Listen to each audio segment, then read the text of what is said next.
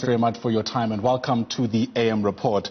So much has been said and we really are spoiled for choice about where to start, but perhaps to ease us into the conversation, let me start by getting your thoughts around the lockdown regulations and their ability to, I guess, stave off the economic fallout of COVID-19.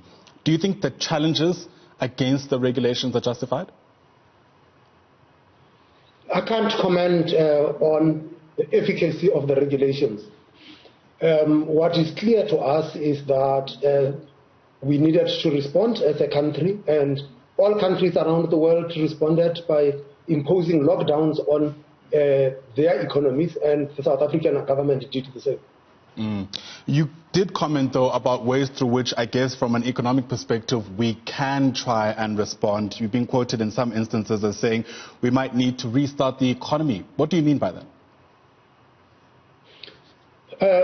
What the government has just done, which was that the economy is about people and is about their livelihood, and we have been hit by a health crisis, and that we have got to protect lives, and at the same time as protecting lives, we must also make sure that people continue to earn a living. And the approach that government has taken, correctly so, is that we need to reopen the economy on a risk-based basis, meaning that we look at what is the possibility of the spread of the virus and put measures in place to contain that whilst we return the economy to a normal economic activity. There's been also mention of things like buffer zones, right? Giving us room to maneuver during this period in order to ease the burden on the economy, etc., etc. But to get that right, it's something you need to be thinking about years before you approach a pandemic, which is where we are now. Do you think the country spent enough time preparing for these type of moments, where we might need to maneuver around and start easing some of the strain that's been placed by something like COVID-19? Well, you fix your roof before the storm comes.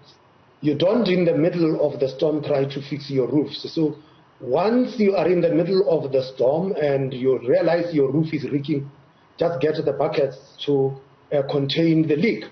And it is the same here in economics. You build buffers before a crisis hits you. And once you are in the middle of the crisis, you use what you have. It is no point trying to build buffers in the middle of the crisis. You utilize the buffers that we have. From a central bank perspective, utilizing the buffers that we have to respond to the economic impact of COVID-19 entailed us using the monetary policy space that we have. We had the space because we had managed to contain inflation within our inflation target range and closer to the midpoint of that target range, that is closer to 4.5%, and that gave us room to respond. The response from the Reserve Bank, by the way, has been the most aggressive that we have seen in recent history from the South African economic perspective. And so we cut interest rates by 275 basis points. We decided to deploy the other tools. We injected liquidity through the repo market. We purchased government bonds to ensure that the government bond market continues to function. And when the banks provided debt relief to their customers, we then also supported the banks through making regulatory a relief that was provided to the banks. And lastly, the National Treasury, as part of the government stimulus package, put in place a credit guarantee scheme for small to medium-sized enterprises, which the Reserve Bank then provided liquidity for. So the totality of that reflected the utilization of whatever we had to respond to the crisis. We cannot tell at this stage what the effect of the measures that have been taken has been.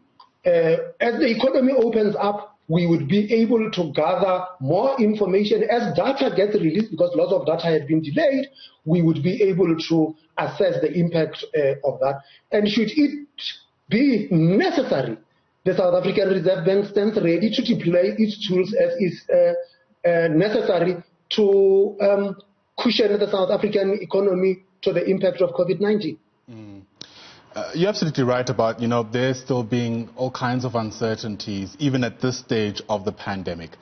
Are you worried at all about South Africa's ability to bounce back from this from an economy standpoint? Do you have any major concerns about whether or not we'll be able to pull ourselves out of what many people have described as the rut that we're currently in?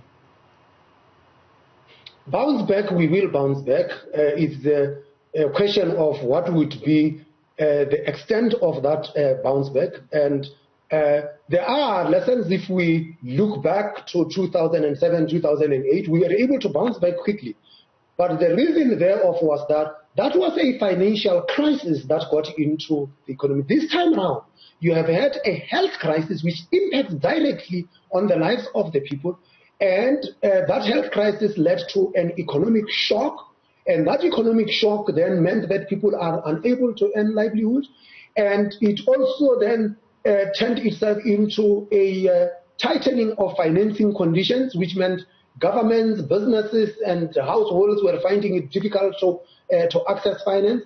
And that makes this crisis so much of a challenge. We will bounce back. The question is whether we will bounce back as quickly as we did in 2008. I do not think so, but bounce back, we will bounce back. There's a saying that you should never let a good crisis go to waste, and it appears that many people who had been challenging the role of the Reserve Bank have really taken that saying quite seriously. We're seeing the ancient old debate around the role of the Reserve Bank being unearthed once again. You, in some instances, have been really quite unequivocal about what the Reserve Bank should and shouldn't do.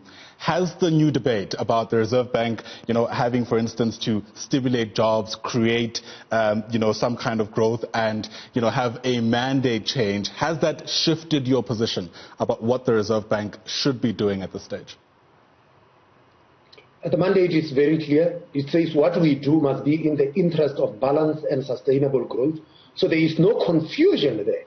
And quite frankly, the measures that we had taken had been taken because, one, we saw that the economy is weak. And when you have a weak economy, inflation is bound to weaken. And because of that, it gave us the space to inject the kind of support that we had provided to the South African economy. One of my former colleagues in Europe, Mario Draghi, said that central banks must do whatever it takes. But that thing had also evolved. It says that you must do whatever it takes, but it doesn't follow that anything goes. So there are things that central banks can do and should do as part of their mandate, utilizing the tools at their disposal.